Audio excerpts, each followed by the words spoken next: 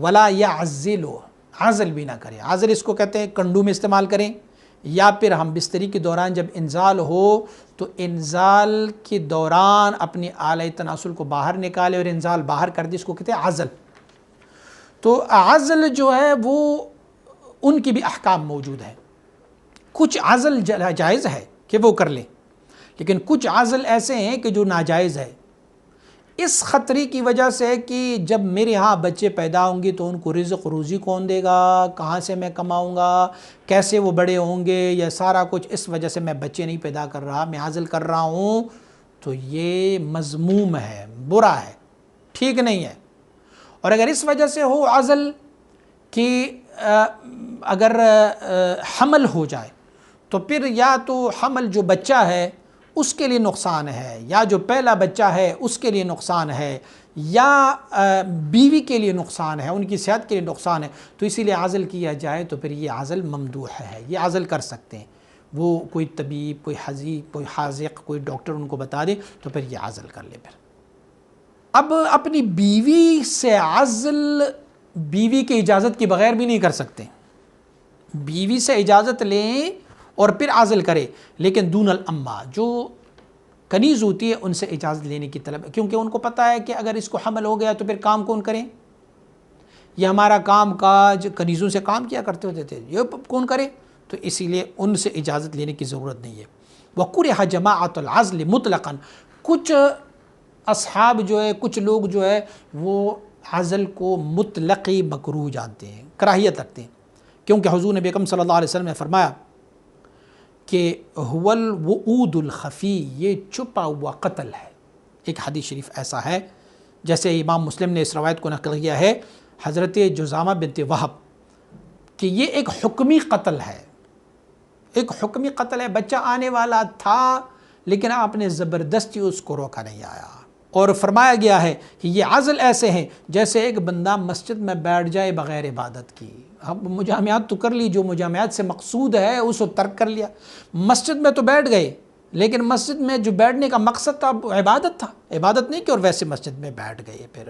یا والاقامۃ بمکۃ بلا حج، عمرہ اور حج کے علاوہ آپ مکہ معظمہ میں بس بیٹھے رہیں، ثواب تو ہے لیکن مقصود مکہ معظمہ جانے سے کیا ہے، عمرہ کرنا ہے یا حج کرنا ہے، عمرہ نہیں کیا، حج نہیں کیا۔ لیکن ولا یعصم بہ ان نوی استبقاء الملک فی الجاریہ، اس پر گناہ گار بھی نہیں ہوتا عزل کرنے پر، بشرط کہ اس میں نیت صحیح ہو۔ نیت کیا ہو کہ دیکھو یہ میری کنیز ہے،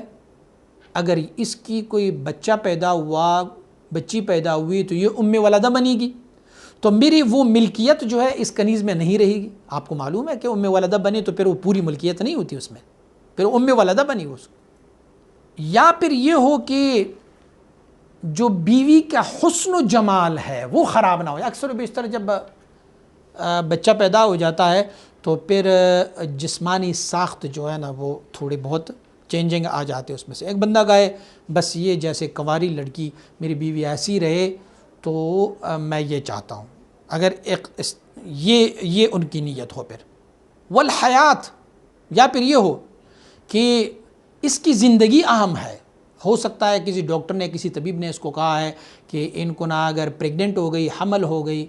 تو پھر یہ ان کے لیے زندگی میں مشکلات ہوں گے، یا بچے کی زندگی میں یا پھر بیوی کی زندگی میں، تو اس صورتحال میں بھی عزل جو ہے وہ جائز ہے۔ اور یا یہ ہے کہ والخوف من الافضاء الى کسب الحرام بسبب کثرت الاولاد، یا پھر عزل اس لیے کرتے ہیں کہ پہلے سے ماشاءاللہ 1 درجن بچے ہیں، اب اگر اور بچے پیدا ہو جائیں گے تو مجھے مجبوراً کوئی حرام کام کرنا پڑے گا، حلال سے تو میں اس کو نہیں سنبھال سکوں گا، تو کوئی حرام کام کرنا ہوگا، تو اس سے اپنے آپ کو بچنے کے لیے یہ کہیں کہ میاں بیوی آپس میں راضی ہو جائیں کہ اب ہم عزل کرتے ہیں تو عزل ہو جائے۔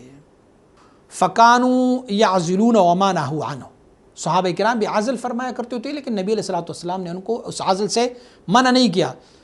صحیح بخاری اور صحیح مسلم میں حدیث ہے جابر رضی اللہ عنہ سے، آپ فرماتے ہیں ہم عزل کرتے تھے رسول اللہ صلی اللہ علیہ وسلم کے زمانے میں اور قرآن نازل ہوتا،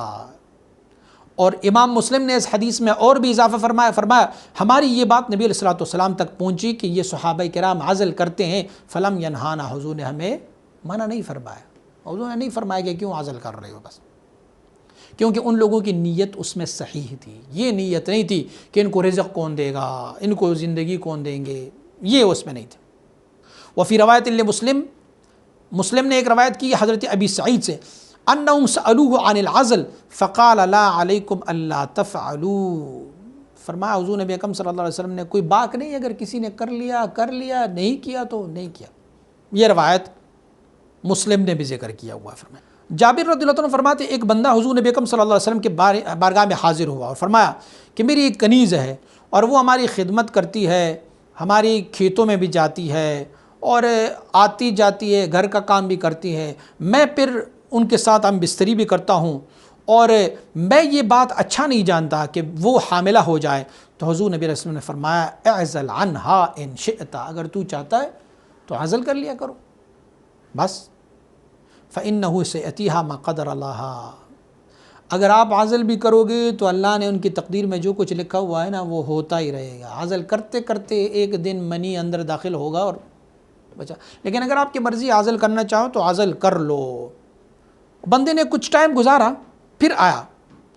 عرض کی یا رسول اللہ صلی اللہ علیہ وسلم میری وہ جو کنیز تھی اسے حمل ہو گیا۔